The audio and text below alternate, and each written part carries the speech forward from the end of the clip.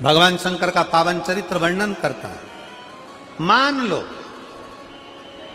कोई व्यापार, कोई दुकान, कोई फैक्ट्री आपकी ठीक नहीं चल रही है, आप ठेला लगा रहे हो, सब्जी की दुकान लगा रहे हो, कोई दुकान खोलकर बैठे हो, कोई फैक्ट्री लगाकर बैठे हो, कोई व्यापार कर रहे हो और उस व्यापार में तुम्हें आनंद नहीं आ रहा, बहुत तकलीफ चल रही है, बहुत तकलीफ, सब कुछ करके देख लिया पर वो तकलीफ मिटी नहीं रही। तो थोड़े दिन, थोड़े समय किसी भी शंकर के मंदिर में बटकेश्वर महादेव के नाम से एक बेलपत्र चढ़ाने का तरीका जरा समझ लेंगे। आप अगर जिस दिशा में खड़े हो, अगर आप शंकर के शिवलिंग के इधर हो तो बेलपत्री का डंडी का मुख आपकी ओर होना चाहिए। आप इधर हो तो डंडी का मुख उधर हो, आप उधर हो तो डंडी का मुख उधर हो, आप इधर हैं तो डंडी का मुख इधर हो। बटकेश्वर महादेव के नाम से शंकर जी के मंदिर में एक बेलपत्री पर डंडी का मुख अपनी ओर होना चाहिए, जो डंडी है इसका मुख अपनी ओर। बटकेश्वर महादेव के नाम से एक बेलपत्र शंकर भगवान को समर्पित करो बटकेश्वर महादेव के नाम से। और बेलपत्र चढ़ाने के बाद में जो तुम्हारे कलश में जो जल है, लोटे में जो जल है, वो 7 बार, लोटे का जल 7 बार, 7 बार से मतलब है अलग से लोटा भरना नहीं है, 7 बार उसी लोटे का जल जब बेलपत्र डंडी समय समर्पित कर दें, 7 बार उस लोटे के जल को 7 बार बटकेश्वर महादेव का नाम लेकर अपनी मन की कामना कर कर बाबा से विनती करते हुए कि बाबा मेरी ये छोटी सी अर्ज स्वीकार करते, 7 बार उस जल को चढ़ाओ। लगातार कम से कम आप 15 से 20 दिन तक लगातार बटकेश्वर महादेव के नाम से चढ़ाओगे।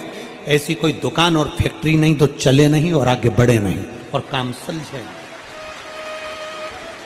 बटकेश्वर महादेव, भगवान शंकर का ये नाम, भगवान शिव का ये स्तुति, भगवान शंकर का ये नाम बटकेश्वर महादेव। स्वयं भगवान शंकर ब्रह्मा जी का जब सिर कटकर बड़का पेड़ बन जाता है और उस पेड़ के नीचे, वृक्ष के नीचे शंकर भगवान विराजमान हो जाते हैं, शिव जी उसके नीचे विराजमान हो जाते हैं, उसी का नाम बटकेश्वर महादेव पड़ा। शंकर भगवान की शिवरात्रि साधना की रात्रि होती है।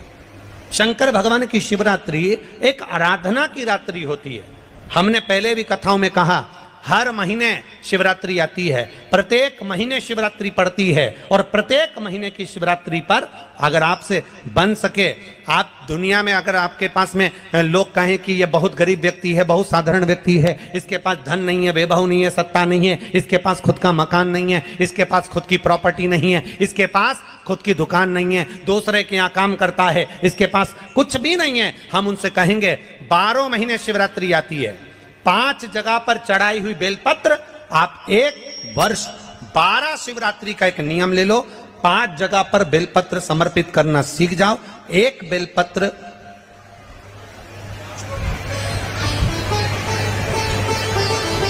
ये शिवलिंग, ये जलाधारी, बहुत ध्यान से देखना, ये चरण जहां से जल नीचे गिरता है, गणेश जी का स्थान, कार्तिकेय जी का स्थान, यह हस्तकमल, माता पार्वती जी का हाथ हस्तकमल, शिवलिंग, भगवान शंकर का स्थान। ऊपर से जो एक एक बूंद जल शिवलिंग के ऊपर गिर रहा है, शंकर भगवान की 5 बेटियां जया, विषहरा, शामरीबारी, दौतली, देव, बीच में जो एक मोटी सी लाइन है वो शंकर भगवान की छोटी लड़की, क्या नाम है? अशोक सुंदरी। ये पूरे शिवलिंग का वर्णन। 5 जगह पर बेलपत्र, 5 स्थान पर बेलपत्र, 12 महीने की शिवरात्रि। आप दूसरे के यहाँ काम कर रहे हो, नहीं है नौकरी, नहीं है काम, दूसरे के मकान में रह रहे हो, खुद का मकान भी नहीं, खुद का प्लाट भी नहीं, खुद की प्रॉपर्टी भी नहीं, बहुत संघर्ष की जिंदगी जी रहे हो, ठेला धका रहे, लौरी चला रहे, गाड़ी चला रहे, ऑटो चला रहे, अपने लिए करने का प्रयास करना।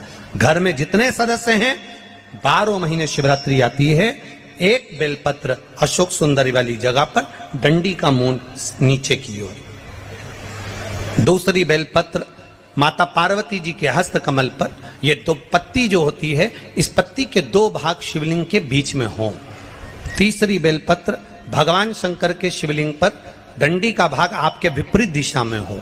विपरीत दिशा में। चौथी बेलपत्र भगवान शंकर का जहां से जल बहकर जाता है, जमीन पर जो जल बहता है, जमीन पे से जो जल बहकर जाता है, चौथी बेलपत्र उस जमीन के जल पर जहां से वो पानी बहकर जा रहा है, पूरे शिवलिंग को छोड़कर जहां से पानी जमीन पर बहकर जा रहा है उस स्थान पर। और पांचवी बेलपत्र नंदी का जो पांव ऊपर उठा हुआ है उस पांव के पास में पांचवी बेलपत्र समर्पित करना। एक शिवरात्रि से लेकर 12 शिवरात्रि जो एक वर्ष तक कर लेता है, एक वर्ष अपनी कड़ी मेहनत के साथ में मेहनत पूरी करना। और ये 5 बेलपत्र हर महीने जो शिवरात्रि आती है उस पे समर्पित करना प्रारंभ कर दीजिए और मेहनत करना प्रारंभ कर दीजिए। आपको आपके कर्म का फल मिलेगा। साल भर के अंदर आप अच्छे बनकर बैठ सकते हैं। का नियम लेती हूं कि शिवरात्रि के दिन में दिया लगाने 3 जगह पर जाऊंगी। पहला, बोलते जाओ जम के, बेलपत्री के नीचे। दूसरा, शंकर भगवान के मंदिर में या शिव मंदिर की चौखट पर। तीसरा, आंवले के वृक्ष के नीचे। ये 3 जगह पर आप प्रणाम कर कर, झोली पसार कर बाबा देवाधिदेव महादेव, माता लक्ष्मी और पार्वती के नाम से दिया लगाना प्रारंभ कर दीजिए। 3 महीने की शिवरात्रि पूरी हो, ये निश्चित है अगला पत्र आपका इस जगह पर मिलेगा। कितने शिव भक्त बैठे हैं जिनके घर में छोटा काय का भी शिवलिंग हो, पाषाण का, लकड़ी का, चीनी का, पत्थर का, कांच का, काय का भी शिवलिंग हो घर में। शिवलिंग किस किस के हाथ उठाओ जरा, सबके है, रखो। साधुता है, साधुता रखो, होना चाहिए। कोई तुमको कितना भी भड़का कर कह दे कि शंकर जी का शिवलिंग घर में नहीं होना चाहिए, शंकर जी का शिवलिंग घर में मत रखो, शंकर जी का शिवलिंग ऐसा मत करो, आप दिल से अगर मान लो तुम्हें कहीं जाना पड़ गया, तुम्हें कहीं जाना है, मान लो तुम रजो धर्म से हो गए, भगवान की पूजन नहीं कर सकते, तुम्हारे घर में कोई नहीं है पूजन करने वाला, या तुम्हें कहीं जाना है 1 महीने के लिए, 15 दिन के लिए, 20 दिन के लिए, 7 दिन के लिए, 6 महीने के लिए, 1 साल के लिए, 2 साल के लिए भी कहीं जाना है, तो तुम्हारे घर में जो शंकर भगवान का शिवलिंग है उस शिवलिंग पर 1 चावल का दाना, 1 बेलपत्री चढ़ाकर तुम्हारी मर्जी पड़े 1 साल, 6 साल, 2 साल, 4 साल, 6 महीना, 8 महीना के लिए कहीं पर भी जाओ, शंकर कभी बद्दुआ नहीं देते, का शंकर कभी श्राप नहीं देते, शिव कभी श्राप नहीं देंगे, कभी भी नहीं।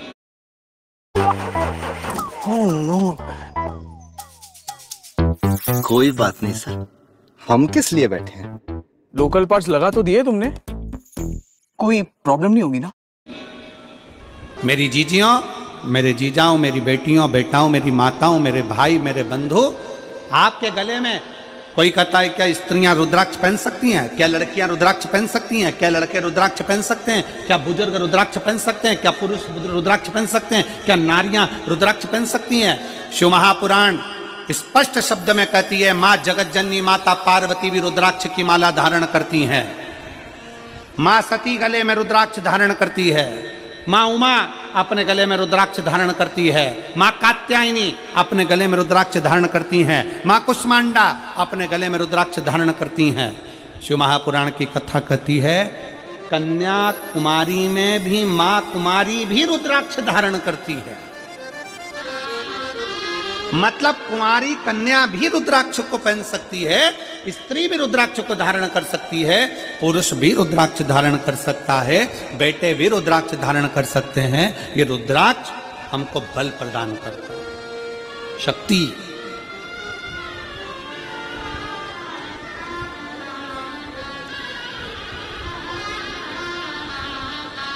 पहले के समय में थोड़ा ध्यान देंगे कथा की ओर। पहले के समय में देवता से शस्त्र मांगते थे, कवच मांगते थे, हमको कवच दे दो, हम पहनेंगे, हमारे प्राण नहीं जाएंगे, हमें तकलीफ नहीं आएगी। भगवान कृष्ण ने भी भगवान शंकर से पाशुपत्य अस्त्र मांगा था,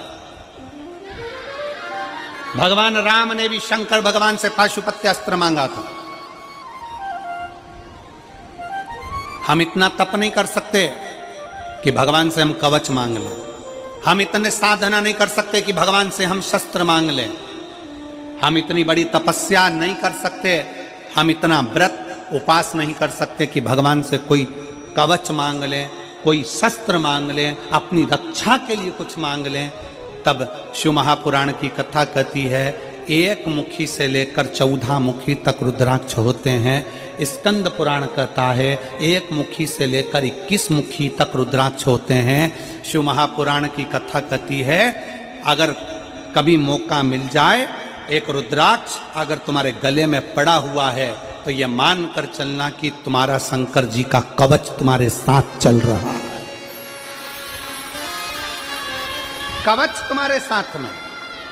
ये गीता प्रेस गोरखपुर की शिव पुराण खरीदो, अपने घर में लाओ, हिंदी की पुस्तक लाकर उसको धीरे धीरे एक एक अध्याय पढ़ो कि शंकर की पुस्तक में लिखा, पुराण में लिखा क्या है, क्यों जल पिया जाता है, क्यों बेलपत्र चढ़ाई जाती है, क्यों पंचामृत चढ़ाया जाता है, क्यों भस्म चढ़ाई जाती है, क्यों शंकर जी को चंदन लगाया जाता है, लाल चंदन पीला चंदन क्यों शिव को चढ़ाया जाता है, शंकर को दुर्वा क्यों चढ़ाई जाती है, शंकर को बेलपत्र क्यों चढ़ाई जाती है, आंकड़े का पुष्प क्यों चढ़ाया जाता है, शंकर को शमी पत्र क्यों चढ़ाया जाता है। ऐसा शंकर जी के पास में शमी ने आकर क्या कर दिया था जो शंकर को शमी प्रिय हो गई। शंकर की आराधना शनि महाराज क्यों करते हैं, शंकर की आराधना बृहस्पति क्यों करते हैं, शंकर की आराधना राहु केतु चंद्र सूर्य सब क्यों करते हैं? पूछो, पढ़ो, अध्ययन करो शिव महापुराण का। जहां निंदा सुनने को मिले वहां से चले जाओ, बैठो ही मती। जहां निंदा करता हुआ कोई मिले वहां से उठ के चले जाओ, और हाथ जोड़कर कहो हर हर महादेव, श्री शिवाय नमस्तुभ्यं। कोई निंदा करता दिखे उसकी सभा छोड़ो और वहां से चल दो।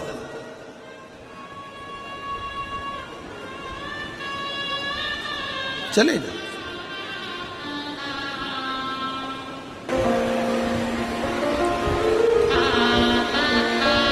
आज शनि प्रदोष है। संपूर्ण छत्तीसगढ़ वासियों को और पूरे देशवासियों को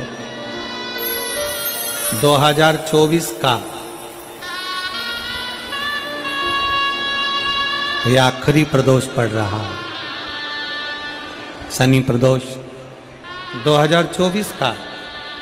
ये विराम की ओर जाते हुए 2024 का 2025 में फिर प्रदोष का आनंद होगा।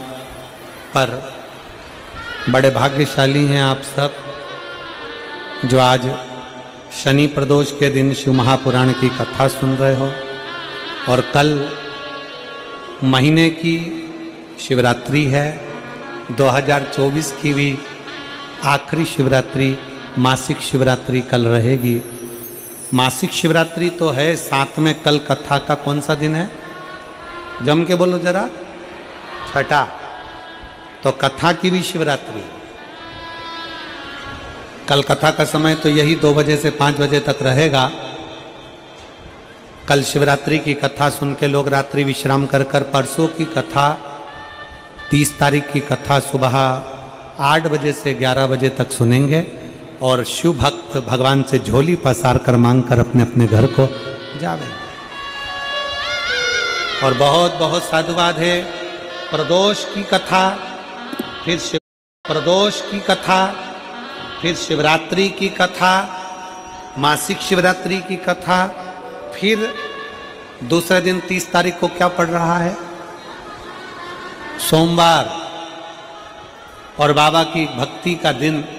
बड़े प्रेम से आप और हम उस कथा का लाभ लेकर झोली पसार ये 2024 का विराम की ओर जाएंगे, और 2025 में फिर छत्तीसगढ़ हाले को सछुरिया में 4 तारीख से 10 तारीख तक कथा का लाभ लेकर अपने जीवन को सार्थक बनाएंगे। मान लो अपने छत्तीसगढ़ में, अपने उत्तर प्रदेश में, गुजरात में, मध्य प्रदेश में, राजस्थान में, उत्तराखंड में, महाराष्ट्र में,